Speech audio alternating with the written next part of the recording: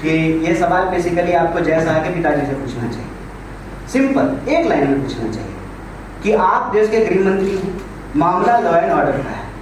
अगर उमेश पाल की हत्या पुलिस की मौजूदगी में हुई या अतीक की हत्या पुलिस की मौजूदगी में हुई तो सवाल तो पुलिस पे भी है, पुलिस पे ही है।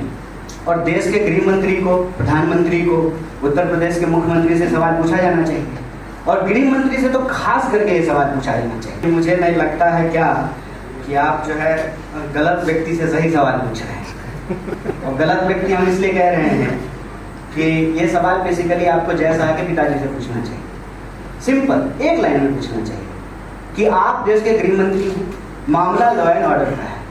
अगर उमेश पाल की हत्या पुलिस की मौजूदगी में हुई या अतीक की हत्या पुलिस की मौजूदगी में हुई तो सवाल तो पुलिस पे भी है, पुलिस पे ही है। और देश के गृह मंत्री को, प्रधानमंत्री को, उत्तर प्रदेश के मुख्यमंत्री से सवाल पूछा जाना चाहिए और गृह मंत्री से तो खास करके ये सवाल पूछा जाना चाहिए कि आपको तरीपार कर दिया गया था, कानून का राज था, आपकी तरीपारी समाप्त हो गई, आप चुनाव लड़े, आप जीते, देश के गृह मंत्री बने और आधुनिक चाणक्य मिला देश को। तो ये कानून के राज से ही संभव हुआ ना। मुझे लगता है कि सही व्यक्ति से सही सवाल जब मौका मिले, जब प्रेस कॉन्फ्रेंस हो जाए। हम अभी जाति पे बात करने के लिए आए हैं, जनगणना पे बात करने के लिए आए हैं, सामाजिक आर्थिक जातीय स्थिति क्या है देश के लोगों की, उस पर बात। इतना आसान नहीं है। उसके बाद, आज़ादी के बाद कई ऐसी जातियां हैं जो रातों रात पैदा हुई और वो पिछले वर्ग में चले गए। मोदी जी भी। हाँ बोलिए ना भाई, घबराइए नहीं, बोलिए। मोदी जी जब गुजरात के सीएम थे तब वो ओबीसी नहीं थे, कुछ दिन जब रह लिए तब हो गए। ठीक बात है, पूछिए। तो ऐसे में जातिगत जनगणना कैसे सफल होगा और किस आधार पर कराएगा? क्यों नहीं सफल होगा? इसको इस आज के समय में डिजिटल दौर में क्या क्या चीज का जनगणना हो जाता है सर। आप अपने मोबाइल के सामने बोलिएगा जूता और उसके बाद प्रचार आना शुरू हो जाएगा 2 मिनट के बाद। एआई के इस दौर में किसी चीज को क्लासिफाई करना, डेटा को इकट्ठा करना, इसका इतना मुश्किल काम तो नहीं है। यही तो हमने कहा महाराष्ट्र के मामले में भी। अरे गृह मंत्री मोबाइल पे ही देख लेते कि आज का वेदर क्या है।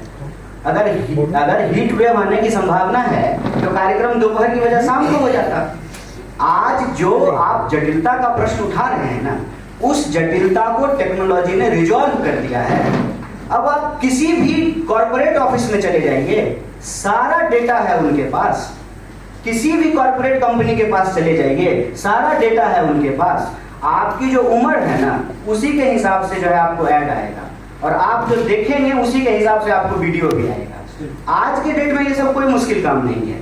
सरकार अगर चाहेगी डेटा इकट्ठा करना तो जो जनगणना होगा उस जनगणना में जो लोग पूछने के लिए जाएंगे घर घर, वो सब सवाल पूछ लेंगे कि आप को किस तरह के राजपूत हैं, किस तरह के ब्राह्मण हैं, किस तरह के यादव हैं। 3, 13, सवा लाख, 13 लाख, कुछ ऐसा है ना। इतने प्रकार के ब्राह्मण हैं, कितने प्रकार के भूमिहार हैं, कितने प्रकार के राजपूत हैं, कितने प्रकार के यादव हैं, सब गिना जा सकता है सर। और हम क्यों ये बात उठा रहे हैं? हम इसलिए ये बात उठा रहे हैं कि देश के पास, सरकार के पास देश के लोगों की पूरी जानकारी होनी चाहिए। अगर आप देश में इंटरेस्टेड हैं तो, अगर आप देश का नाम लेकर के दोस्त में इंटरेस्टेड हैं तो वो अलग बात है कि देश जो है उसकी स्थिति ये हुई कि 50% लोगों की 40% आमदनी घट गई और प्रधानमंत्री जी के दोस्त की जो है आमदनी बढ़ गई। वो दुनिया के दूसरे तीसरे सबसे बड़े अमीर व्यक्ति बन गए। अगर सिर्फ इसी डेटा से मतलब है तो अलग बात है। अगर देश के 140 करोड़ लोगों के बारे में डेटा इकट्ठा करना है, उसका डिटेल जानना है ताकि उनके लिए कुछ अच्छा किया जा सके। हो सकता है कि आप जिसको इंदिरा आवास दे रहे हैं उसको इंदिरा आवास की जरूरत ही ना हो, जिसको जरूरत है आप उसको नहीं दे रहे हैं, उसको नहीं गिन रहे हैं। तो ये किसी के खिलाफ नहीं है, ये असल में सबका साथ सबका विकास है। करिए कि आपने बड़ी सरल तरीके से सारी बात को समझा दी है, लेकिन टाइमिंग के ऊपर बात है। अभी 2024 से पहले देश में 1 साल भर का ही वक्त रह गया चुनाव में, तो क्या माना जाए, क्योंकि एक तरफ अभी हम देख रहे हैं जनवरी में राम मंदिर की जो है शिलान्यास, राम मंदिर की जो उद्घाटन की बात है वो सामने आ रही है। तो क्या देखा जाए विपक्ष इस तरफ बढ़ रहा है कि जहाँ एक तरफ राम के नाम पे वोट मांगा जाएगा, तो आप इस तरफ ये जातीय जनगणना की बात करके सबका साथ सबका विकास की बात करके एजेंडा लेके चलेंगे। और दूसरी बात ये कि आपने सदर्न स्टेट की बात कही, तो सदर्न स्टेट जब कह रही है कि हमें ज़्यादा मिलना चाहिए शेयर, उस पर आप लोगों की आपकी क्या राय है? देखिए, सबसे पहली बात तो ये है कि राम मंदिर बन रहा है, लोग राम मंदिर दर्शन करने के लिए जाएंगे, वो एक बात है। हम कह रहे हैं कि गिन लीजिए लोगों को। सरकार अगर चाहेगी तो वहाँ भी एक स्टॉल लगा देगी, वहाँ भी गिन लेगी लोगों को। और लोग खूब बताते हैं, खूब बड़े गर्व के साथ बताते हैं कि हम फलाने जाति से हैं। कहाँ कोई छुपाता है? आज के डेट में हर कोई गर्व से बता रहा है, हर कोई जो है जाति प्रमाण पत्र बनवा रहा है। क्योंकि आप जो प्रश्न कर रहे हैं उसका दौर चला गया जब 10% EWC रिजर्वेशन नहीं था। आज के डेट में कौन नहीं है इस कैटेगरी में, मुझे बता दीजिए। तो सबको मिल गया है, तो अब ये बहस ही समाप्त हो गया है। हम उससे आगे की बात कर रहे हैं। अगर आप दुनिया को देखेंगे, पूरी दुनिया में जिस तरह से स्थिति पैदा हो रही है, हर राज्य चाहती है कि उसके लोगों का आंकड़ा उसके पास हो, कितने तरह के लोग रह रहे हैं। अभी मैं आपको एक सिंपल सा एग्जांपल देता हूं कि डेटा होना क्यों जरूरी है। लोग जो है, मैं बिहार से आता हूं, गुड़गांव से जो है साइकिल चला करके लोग गए, पैदल गए, ट्रेन की पटरी पे चलते हुए लोगों की जान चली गई। किसी भी सरकार के पास ये डेटा नहीं था कि उसके राज्य के कितने मजदूर दूसरे राज्य में जाकर के काम करते हैं।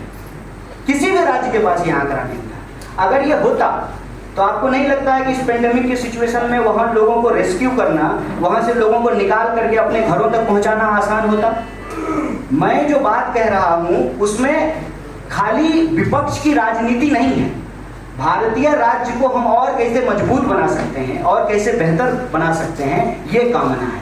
और इसको इस रूप में मत देखिए कि वो जो है भाजपा धर्म की राजनीति करती है तो हम जाति की राजनीति करते हैं। नहीं, दोनों पे उन्हीं का पेटेंट है। धर्म पे भी वही कर रहे हैं और जात पे भी वही कर रहे हैं। वही जो है भाषण में जाकर के शमशान कब्रिस्तान भी करने लगते हैं और वही जो है अपने आप को ओबीसी भी बोलने लगते हैं। ये हमारा काम नहीं है। हम राज्य के बतौर क्या जरूरी है नीति निर्माण के लिए उसकी बात कर रहे हैं।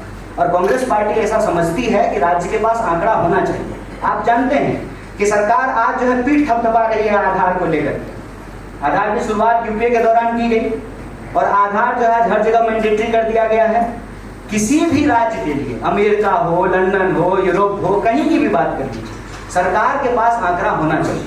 अब जात इंग्लैंड में तो होता नहीं है, जात होता यूपी, बिहार, भारत में है, तो जात यहीं गिनिएगा ना। जहां जो होगा वहां पे गिनेंगे। और जहां तक भागीदारी का सवाल है, आप जानते हैं कि इस देश में फिजिकल एबिलिटी के आधार पे भी जो है रिजर्वेशन दिया जाता है।